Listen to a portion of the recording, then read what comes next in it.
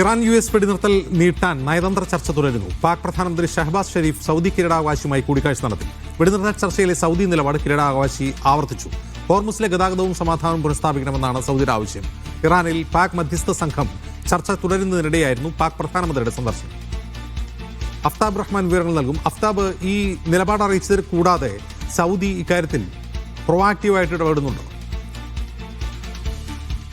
അജിം സൂചിപ്പിച്ചതുപോലെ തന്നെ ഇറാനിൽ ഒരു മധ്യസ്ഥ ശ്രമം വീണ്ടും ആരംഭിച്ചതിന് തൊട്ടു പിന്നാലെയാണ് പാക് പ്രധാനമന്ത്രി സൗദി അറേബ്യയിലെത്തുന്നത്.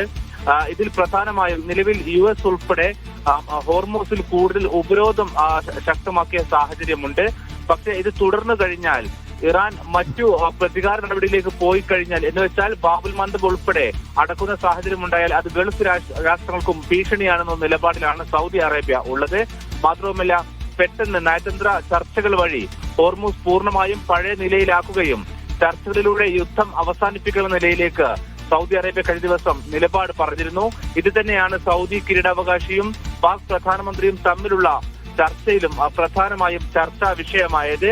പരമാവധി സമ്മർദ്ദത്തിലൂടെ ഇറാനെ ചർച്ചയിലേക്ക് കൊണ്ടുവരിക, കൂടുതൽ സംഘർഷഭരിതമാക്കുന്ന നീക്കങ്ങളിൽ നിന്ന് ഗൾഫ് മേഖലയിൽ നിന്ന് US ഉൾപ്പെടെ പിന്മാറണമെന്ന് ഉദ്യോഗസ്ഥർ വഴിയും സൗദി അറേബ്യ കഴിഞ്ഞ ദിവസം US-നെ അറിയിച്ചിട്ടുണ്ട്.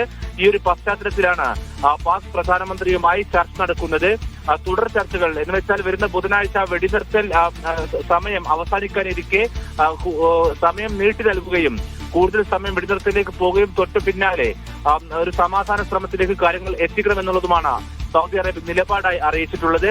പാക് പ്രധാനമന്ത്രി മറ്റു അറബ് രാജ്യങ്ങളും ഇന്നു മുതൽ സന്ദർശിക്കുമെന്നുള്ളതാണ് റിപ്പോർട്ടുകൾ സൂചിപ്പിക്കുന്നത്. അജിം, ഇറാൻ US വെടിനിർത്തൽ ചർച്ച നീട്ടാൻ നയതന്ത്ര നീക്കങ്ങൾ തുടരുകയാണ്. പാക് പ്രധാനമന്ത്രി ഇന്ന് സൗദി കിരീടാവകാശിയുമായി